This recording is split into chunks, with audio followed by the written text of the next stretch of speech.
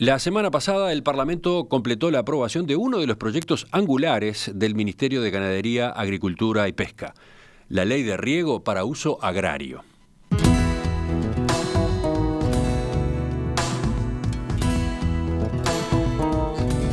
Según ha dicho el ministro Tabaré Aguerre, es una pieza clave, una herramienta fundamental. Se busca fomentar la inversión en riego para mejorar en el agro la competitividad y los niveles de producción. Sin embargo, para varios grupos ambientalistas, esta ley es inconstitucional y abre la puerta a daños ambientales en los cursos de agua. El viernes, de hecho, pidieron su derogación durante la 9ª marcha en defensa del agua, la tierra y los bienes comunes que tuvo lugar al caer la tarde por la avenida 18 de julio. Vamos a empezar a debatir este asunto y analizarlo. Estamos hoy con la socióloga María Selva Ortiz, presidenta de la Asociación Civil Redes Amigos de la Tierra.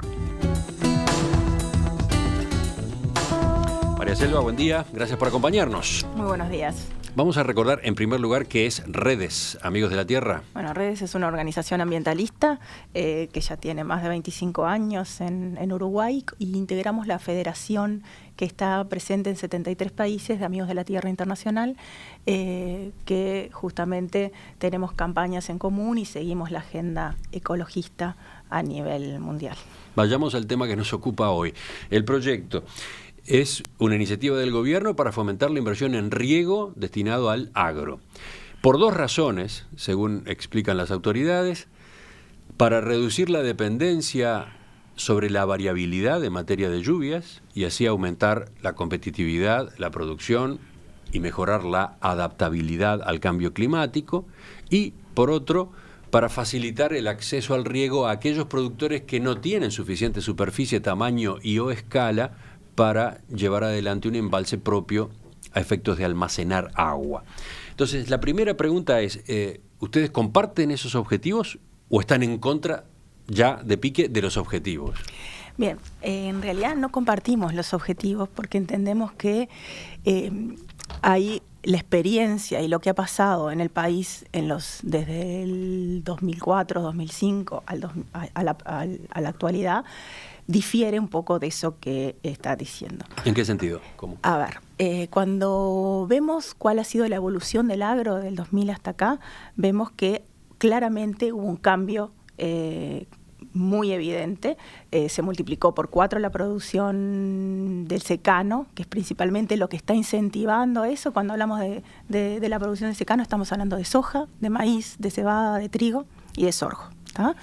Tenemos en la actualidad 1.600.000 hectáreas de esos productos, que también es la producción de verano, y hubo un cambio drástico en 3 aspectos. Uno, en lo que es la tenencia de la tierra. Acá hubo un cambio y una concentración muy clara.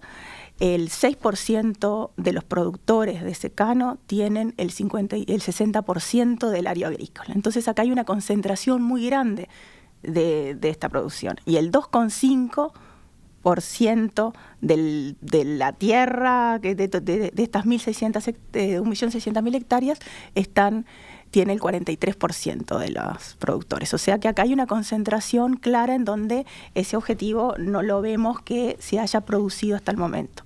También ha habido un cambio en cómo es la tenencia.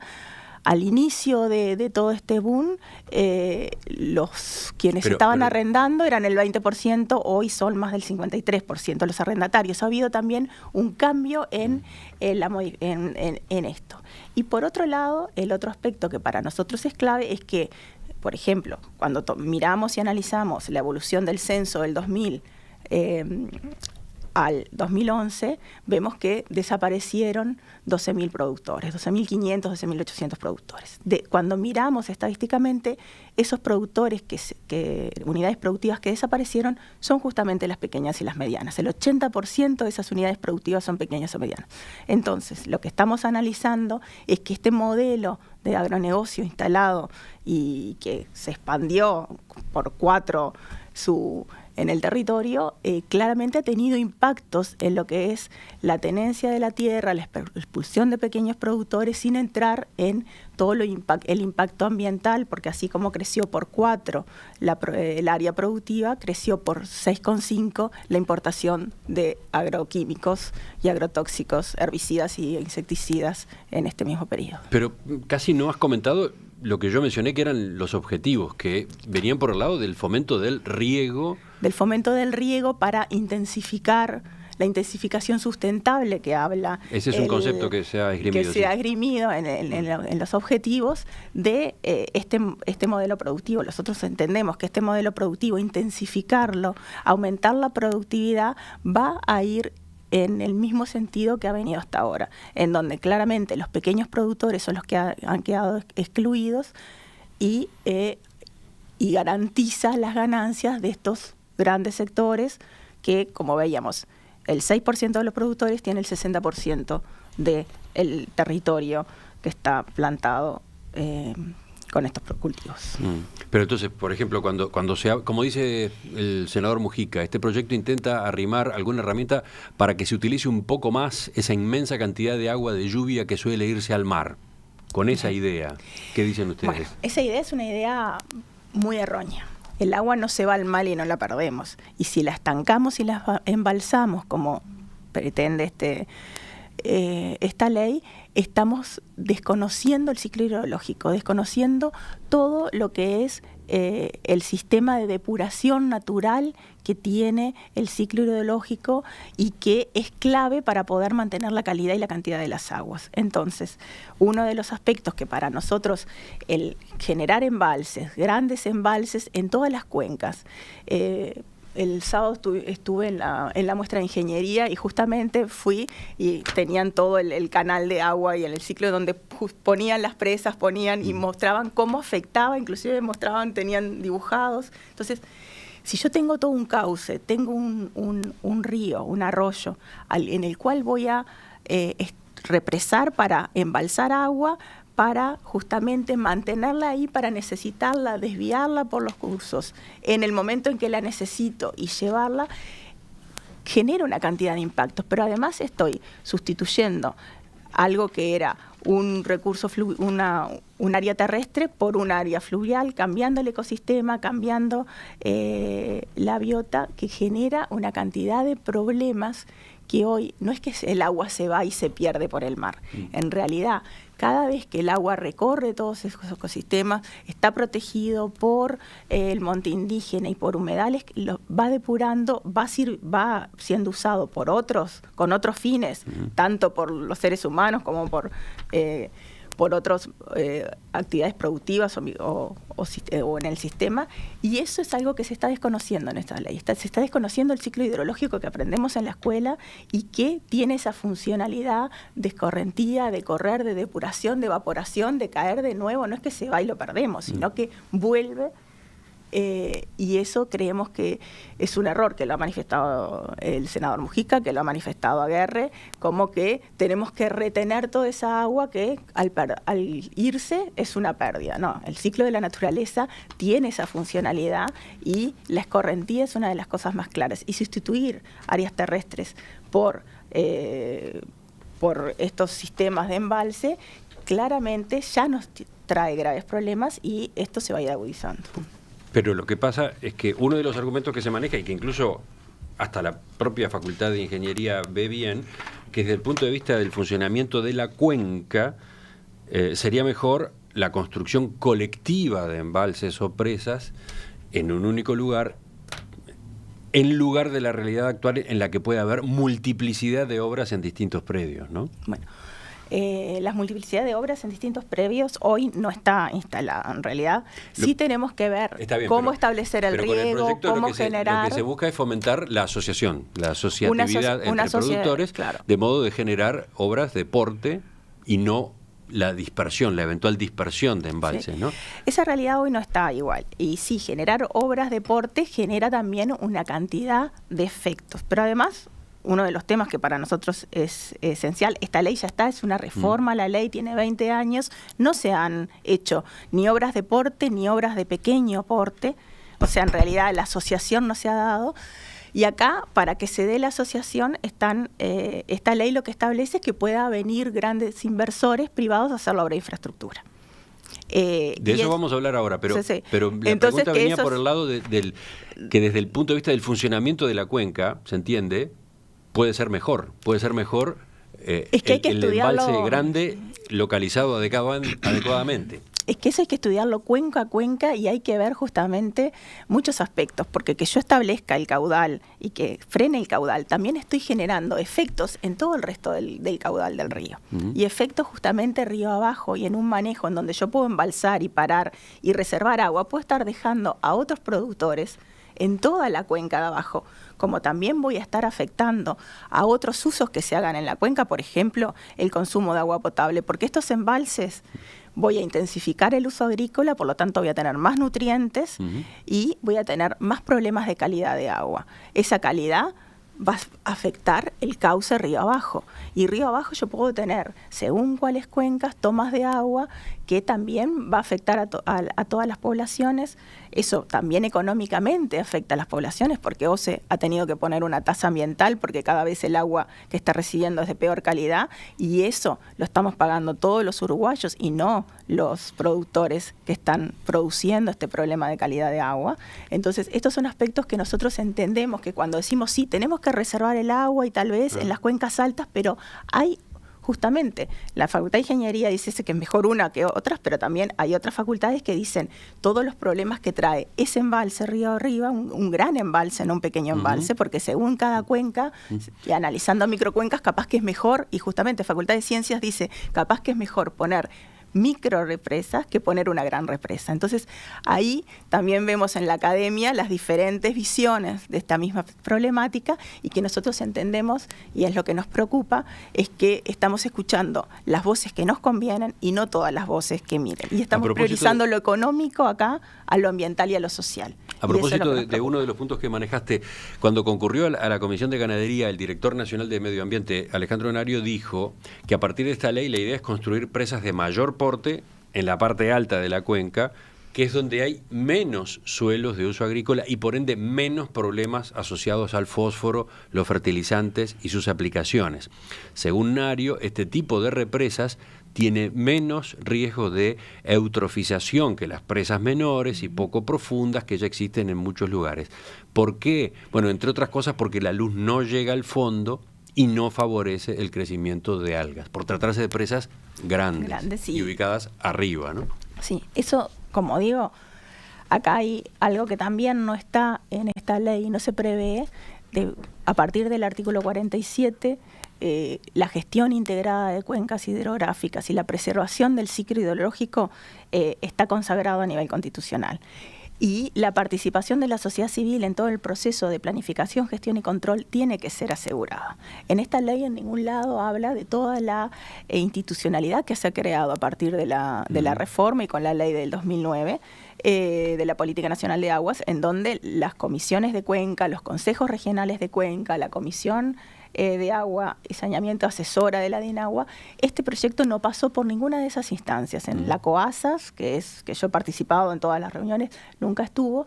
Entonces, hoy por hoy no está planteado que podamos dar ese tipo de discusiones, en qué lugar de la cuenca lo vamos a colocar, si es en ese lugar o en otro, pero también va a depender mucho de los propietarios que quieran hacer el predio multipredial, si están en las nacientes de las cuencas, si están en la mitad o están en el fondo. Y también como tiene que ser parte propietario o arrendatario, y ahí es que nosotros decimos, los inversores es un riesgo que tenemos, o poder estar haciendo algo en ese territorio. Entonces, eso no está en las cuencas altas. Entonces ahí hay algo que ya se incompatibiliza con lo que dice Nario, que va a estar en las cuencas áreas altas, porque justamente estas unidades productivas que se van a asociar no van a estar en las cuencas altas, tienen que estar asociados y tienen que ser usuarios de esa cuenca para hacer la inversión. Entonces ahí vemos incompatibilidades que no hemos podido discutir en los espacios que constitucionalmente están definidos para discutir esto y que por eso entendemos que también estamos ante un problema con estos temas. Hemos empezado por los objetivos y de algún modo nos metimos ya en el capítulo ambiental. Me gustaría que viéramos enseguida la parte legal y la de eventual inconstitucionalidad de esta ley. Seguimos conversando en perspectiva con María Selva Ortiz de la organización Redes Amigos de la Tierra. El tema es el proyecto de ley de riego para uso agrario, que la semana pasada completó su trámite en el Parlamento. Un proyecto que se impulsó desde el Ministerio de Ganadería para fomentar la inversión en riego, sobre todo en proyectos multiprediales, en asociaciones entre productores.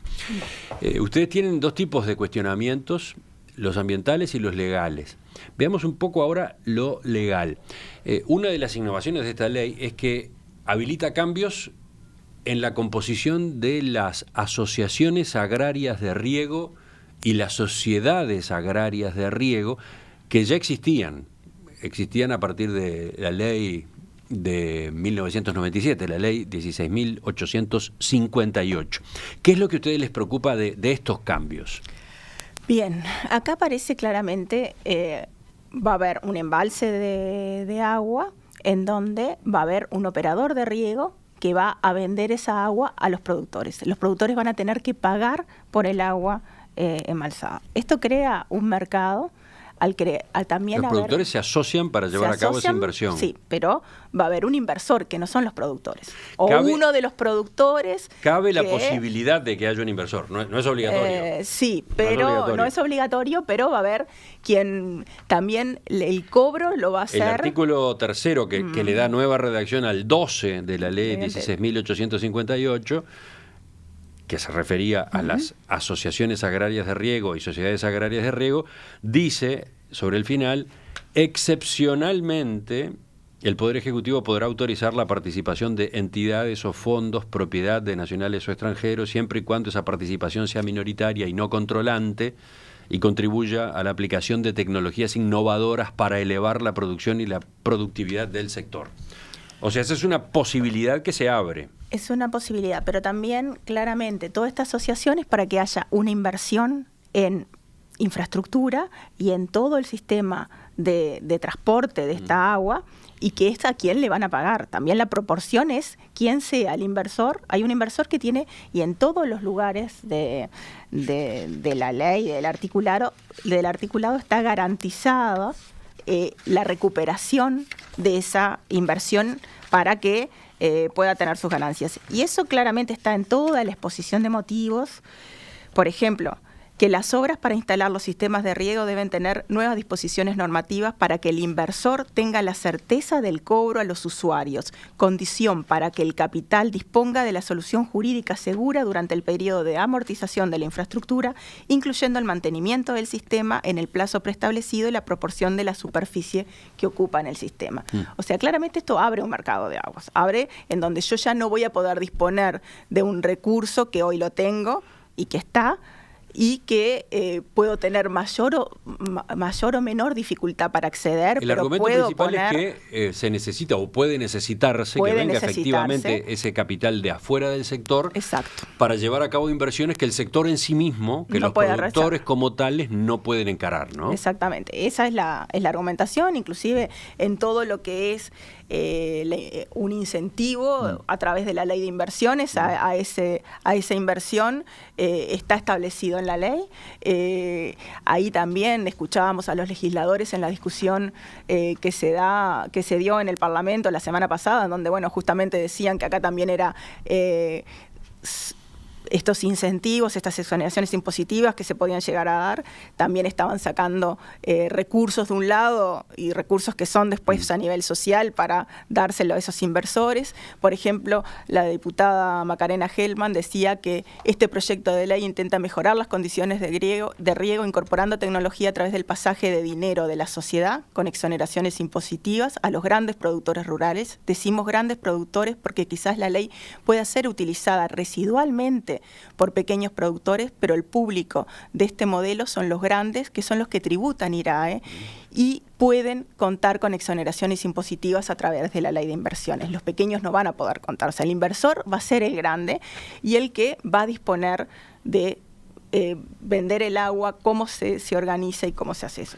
Entonces, ahí es que nosotros decimos esto es inconstitucional, porque al aparecer un mercado de aguas y un operador de riego que va a ser el que va a estar operando este mercado de aguas, nosotros entendemos que se contrapone con el espíritu de la reforma, pero lo que dice el artículo 47. Estamos hablando de la reforma de la Constitución que se aprobó en 1996, en el plebiscito. En el 2004. Perdón, en el 2004. En el plebiscito del 2004. El plebiscito del 2004, con más del 60% de aprobación de toda la población, en donde... El artículo 47, el cambio en el artículo 47. Exactamente, ¿no? Donde hay todo un espacio de ese artículo y toda una parte de ese artículo que es que el acceso al agua potable y el saneamiento son derechos humanos fundamentales. Fuimos la primera constitución en el mundo que pone este derecho. Después Naciones Unidas lo toma como uno de los derechos universales y somos una referencia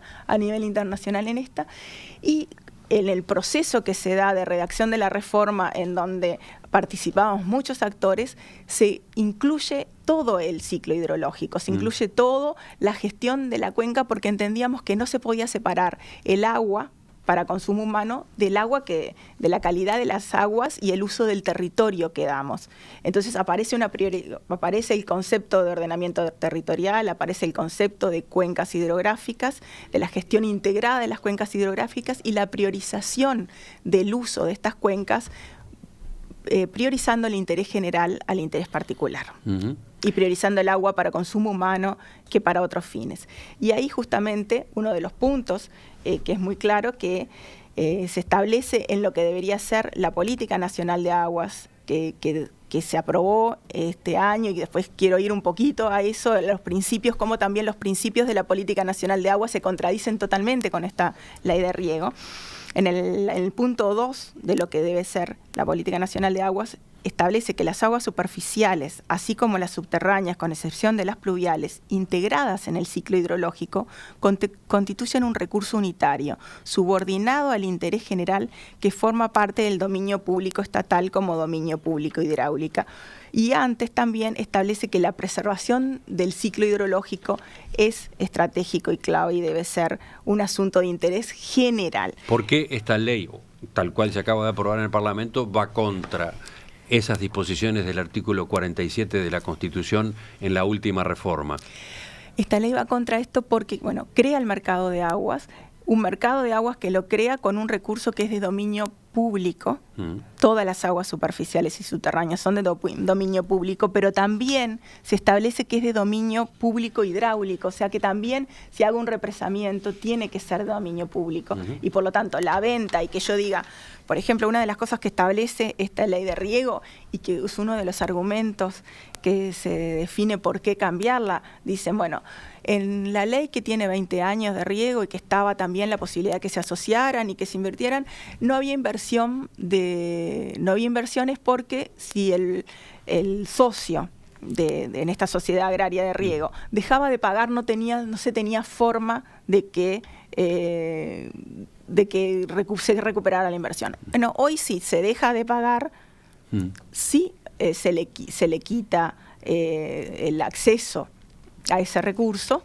Terminado la zafra, fue un cambio que se introdujo en el Parlamento, que no estaba en el proyecto inicial del Poder Ejecutivo, pero además, si yo hoy integro esa sociedad, soy un arrendatario, integro esa sociedad de riego, mañana como arrendatario me voy y dejo de ser, y el propietario del campo inclusive vende el campo y el campo ya no es para destino agrícola, igual tengo que seguir pagando lo que estaba establecido que tenía que pagar para acceder a esa agua, aunque la use o que no la use, hasta que la amortización del inversor esté ya definida. Entonces acá también hay que no solamente estoy diciendo tengo que pagar el agua si la uso o no la uso, y además a futuro también quienes vengan, aunque sea yo hoy un arrendatario, después el propietario viene y no quiere ser agricultor, va a tener que seguir. Entonces, esto es un mercado. Teniendo en cuenta que ya existía una ley de riego, con las normas que hasta ahora regían, el agua era de dominio público y sin embargo se concedían autorizaciones a cambio de un canon para otorgar esos permisos se analizaba distintos aspectos, como el impacto ambiental, el derecho de terceros, etcétera. Por ejemplo, las empresas de agua embotellada ya pagan un canon. Entonces, ¿por qué esta ley, con estas disposiciones que ahora se aprueban, sería inconstitucional y lo que ya teníamos operativo no era inconstitucional? Bueno, insisto, acá hay un inversor que puede decir, tú tenés derecho o no tenés derecho a acceder a esta agua. Y yo te puedo quitar el derecho a acceder a esta agua. Y si no me pagás, no accedes a este recurso para tu riego. Entonces, acá establece también... ¿Esa es la diferencia? ¿Ese es el punto crítico? Ese es uno de los puntos críticos. Porque si hablamos de privatizar el agua, puede pensarse que la extracción de agua para después embotellarla y venderla es una privatización. Es una privatización, por supuesto que es una privatización. Entonces, y con esta reforma, cuando hicimos la reforma y la redactamos, eso se puede llegar a instrumentar que es una privatización, pero de cualquier forma yo puedo abrir eso, no se han presentado. Bueno, desde las organizaciones lo hemos cuestionado y también todo el tema de la calidad de agua, o sea, también OCE asegura en momentos de que ha tenido problemas de potabilización del agua, por ejemplo el Maldonado, asegura la bolsa de agua gratuita y también asegura que te lleva el agua. Entonces acá también hay una diferencia, porque ese recurso yo puedo acceder, es un derecho humano, yo abro la canilla en Uruguay y puedo tomar agua, y si OCE no me puede dar y brindar ese servicio, lo tengo. ¿Tá?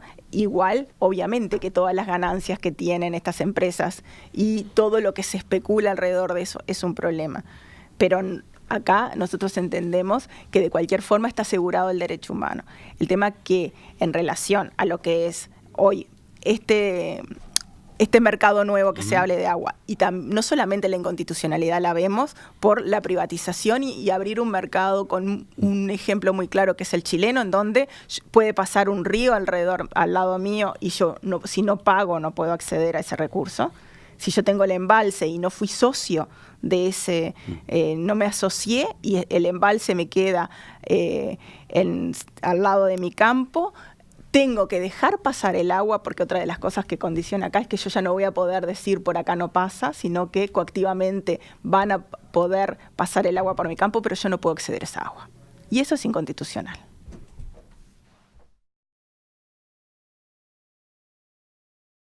La semana pasada completó su trámite en el Parlamento el proyecto de ley de riego para uso agrario, una iniciativa del Ministerio de Ganadería, Agricultura y Pesca que busca fomentar la inversión en riego, sobre todo en proyectos multiprediales, para mejorar en el agro la competitividad y los niveles de producción. ¿Por qué cuestionan esta ley las organizaciones ambientalistas? Estamos con María Selva Ortiz, de la Asociación Civil Redes Amigos de la Tierra. Es difícil acotar la discusión, María Selva. Hemos hablado en los minutos anteriores de la parte legal, de la eventual inconstitucionalidad de esta ley. Habíamos manejado ya algo del cuestionamiento de tipo ambiental, pero tú decías que faltaba algo en esa materia, algo importante. Sí, falta algo importante y que entendemos nosotros que es un problema que ya tenemos hoy instalado, un problema que justamente si siguiéramos la línea de la Constitución y respetáramos la Constitución tendríamos que revertir, que es un problema que ya tenemos de una afectación grave en la calidad de las aguas en el Uruguay. Y esta calidad de las aguas con un aumento que está muy directamente relacionada al cambio que hicimos en el uso del suelo, a la intensificación que se hizo agrícola, no solamente acá tenemos que tener en cuenta todo este crecimiento del secano, sino también el crecimiento forestal. Acá hay grandes presiones que se dan, un aumento de las áreas en estos aspectos, y acá, por ejemplo, la Facultad de Ciencias está haciendo, el departamento, la sección de limnología de Facultad de Ciencias está haciendo grandes alertas, y inclusive esa alerta llegó al Parlamento porque el CDC de Facultad de Ciencias envió esta preocupación y estos estudios. Tú estás hablando de los inconvenientes que se han producido, por ejemplo, en la Laguna del Sauce, por ejemplo, en el río Santa Lucía. Por ejemplo, en el Río Negro. Estamos hablando de estudios que se están haciendo en todo el territorio, en donde se encuentra que el aumento de fósforo y nitrógeno detectado en 60 lugares donde se hizo este relevamiento, en 37 lugares están por encima de lo permitido, y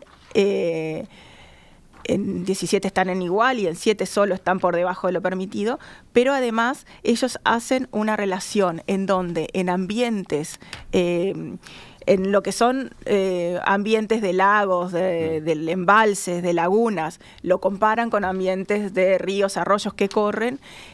Esa misma cantidad de fósforo en uno y en otro lugar tiene efectos totalmente diferentes. En los embalses claramente se da que hay una proliferación mucho más fuerte de algas tóxicas y hacen un relevamiento de todos los lugares donde se detectaron algas tóxicas y cianobacterias, y lo que ellos están alertando es que, por ejemplo, los eventos que se dieron de problemas de potabilización en Santa Lucía y en Laguna del Sauce fueron productos de estos sistemas y directamente relacionados, y que si se está pensando en generar embalses en todo el territorio, este problema se va a agravar. Pero los controles que están previstos en la propia ley no dan tranquilidad en esa materia. Ninguna tranquilidad en esos controles. Justamente, hoy esos controles se tendrían que estar haciendo y no tendríamos que tener los recursos hídricos en el estado que los tenemos.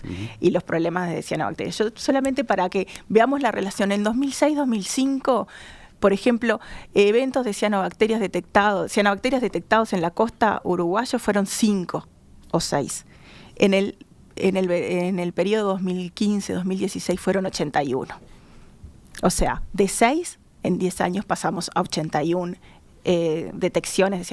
Pero cuando vemos mapas también que tienen ellos, en donde en todo el territorio, no solamente en la cuenca de Santa Lucía o en la costa, se da en todo el territorio donde hay embalses, en el Río Negro es donde más afectado está. Por ejemplo, el Río Negro, por todas las lagunas de los embalses de Rincón del Bonete, Palmar, Baigorria, tienen graves problemas. Y bueno, cuando uno habla con la gente, por ejemplo, de Soriano, de Mercedes, en los últimos años no han podido usar sus playas porque las algas han impedido que en verano las utilicen. Pero esto no solamente afecta al turismo, sino que afecta también otras actividades productivas. Por ejemplo, hay denuncias en el Río Negro de que animales que van a brevar han muerto, pero además hemos visto ahora, y justamente la Facultad de Ciencias lo está diciendo, el problema que se dio las semanas pasadas en Palmar con la muerte de sábalos, producto de cómo se estaba manejando el cierre y apertura de represas, con la cantidad también de problemáticas ambientales, que eso hoy no estamos pudiendo controlar, las grandes que tenemos. Imagínense en todo el territorio qué capacidad de control vamos a tener de estas. El artículo 13 de la nueva ley dice: el agua usada para riego deberá tener una calidad apta para tal fin de acuerdo con la reglamentación. Eso hoy ya no está pasando, porque tenemos los cursos de agua con el agua por encima de los niveles que están aprobados. Y no lo estamos pudiendo controlar hoy. Hoy ya tenemos las aguas de embalse, las aguas de río, pero las aguas en los cursos. El río Uruguay tiene niveles de fósforo en todo su cauce por encima de lo permitido. El Río Negro lo tiene por encima de lo permitido. Entonces, voy a embalsar esas aguas que ya están por encima de lo permitido. ¿Cómo voy a poder mantener? Que voy a tener que cambiar los niveles que están autorizados. Entonces, eso nosotros entendemos que hoy tendríamos que hacer un parate con el modelo que tenemos, una revisión, y ahí, por ejemplo, yo quiero decir lo que es la Política Nacional de Aguas, los principios de la Política Nacional de Aguas que definen un desarrollo sustentable, pero un desarrollo sustentable es justamente un agua y desarrollo sostenible, asegurando la cantidad y calidad para el logro del desarrollo social, económico, productivo del país en forma sustentable, mediante una gestión integrada y participativa, y considerando que la capacidad de carga de cada cuenca, los impactos acumulativos de las actividades humanas, el equilibrio entre la oferta y la demanda y la eficiencia entre el uso de las aguas y la salud de los sistemas acuáticos. Y hoy la salud de los sistemas acuáticos no lo estamos considerando, y tenemos que tener en cuenta que esto no es solamente para nosotros, sino para las generaciones futuras. Entonces, lo que nosotros decimos hoy, este modelo agropecuario, de agronegocio, está teniendo graves impactos. Impactos que, por ejemplo, han llegado a comprometer el agua en Montevideo, han llegado a comprometer durante muchos días el agua en Laguna del Sauce, el agua en Maldonado, inclusive con graves costos políticos además, y económicos y sociales, costos económicos que con la tasa ambiental lo estamos pagando todos los uruguayos, porque OCE cada vez le está costando más poder potabilizar esta agua, y entendemos que sí tenemos que tener un desarrollo, que sí tenemos que tener un incentivo, que sí tenemos que tener, por ejemplo, una de las experiencias... ¿Cuál es la alternativa? Bueno, porque el tiempo se nos ha ido y aparece esta pregunta en varios de los mensajes de oyentes. Los ambientalistas van al inmovilismo. ¿Qué es lo que ustedes están proponiendo como plan B? Como plan B. Nosotros entendemos que estos modelos, todo esto se tiene que hacer analizando cuenca a cuenca, y que tenemos que ver, como lo estamos analizando en la cuenca del Santa Lucía, que desde 2003, desde ese evento hasta el momento, no hemos podido tomar tal vez medidas mucho más drásticas que las que se tienen que tomar, y que recién ahora estamos viendo justamente las zonas en donde debemos no poder plantar. No debemos tomar medidas, es decir, acá se puede y acá no se puede. Y eso no hemos estado pudiendo hacer, y que es algo estratégico y clave en la planificación, de decir, para que estos cauces tengan un sistema y puedan ser de calidad ambiental y cantidad ambiental sustentables, debemos decir, podemos plantar hasta acá y a partir de acá no podemos plantar. Y una experiencia muy interesante que se está dando en la Laguna del Cisne, donde hay contaminaciones, que se tomaron medidas y se dijo, bueno, tenemos que plantar con otro modelo de producción. Y se está revirtiendo y se están los productores están cambiando su forma de producción, una producción mucho más amigable, sin dejar de producir, pero justamente con un asesoramiento y un trabajo muy grande, en donde están produciendo de forma sin estos cantidad de fertilizantes y de agrotóxicos, producción mucho más natural y mucho más agrícola, mucho más sustentable. También hay un Plan Nacional de Agroecología en todo el país, en donde hay también otros modelos y hay otras formas de producir. Y por último yo quiero decir, bueno, tenemos un país muy rico en producción de alimentos, en alimentos de calidad que podríamos hacer, y sin embargo estos alimentos, como por ejemplo lo que ha pasado con todo el tema de la apicultura, con todo el tema de la miel, y en donde nuestros productos están siendo rechazados o no estamos pidiendo porque tienen la afectación de estos impactos ambientales, producto de un modelo que no produce alimentos, que produce semillas para alimentar a otros o celulosa para ver a otros, para otros, o sea, que no son alimentos. Entonces tenemos un ecosistema absolutamente propicio para producir alimentos de calidad, alimentos sanos, alimentos certificados, carne certificado, como pasa, como sí lo estamos haciendo en muchas áreas, pero también en donde deberíamos asegurar que los pequeños y medianos productores y incentivos a estos pequeños y medianos productores que sí no los tienen y no tienen esas exoneraciones impositivas y esos impulsos que tienen otros sectores mucho más del agronegocio, de las grandes empresas que vienen a plantar árboles, y sin embargo los productores y otro tipo de producción no tienen esos incentivos para poder quedarse, no irse y producir en forma mucho más sustentable. Son demasiados temas, se van abriendo y abriendo. No, pero claro, se nos fue el tiempo por completo, pero lo primero que me queda por saber es, ¿ustedes qué van a hacer? ¿Van a impugnar esta ley? Vamos a interponer un recurso de inconstitucionalidad. Y si en este momento no lo podemos interponer porque no está la reglamentación, o porque, aunque fuimos las organizaciones que impulsamos la reforma, no somos reconocidos para interponer eso, estamos pensando también con FOSE, con todas las organizaciones que estuvimos trabajando y que impulsamos en un referéndum a esta ley. Referéndum para derogar la ley. Para derogar la ley. María Selva Ortiz, de Redes Amigos de la Tierra, gracias por acompañarnos esta mañana. Volveremos sobre el tema, va a haber que discutirlo también, va a haber que armar mesas en las que estén las distintas posiciones. ¿De acuerdo? De acuerdo, y bueno, también para las alternativas podemos generar espacios para la discusión y para mostrar que se puede producir de otra forma y que necesitamos hacerlo por las generaciones futuras. Ya volvemos, va a empezar un poco tarde, pero viene la mesa de este lunes.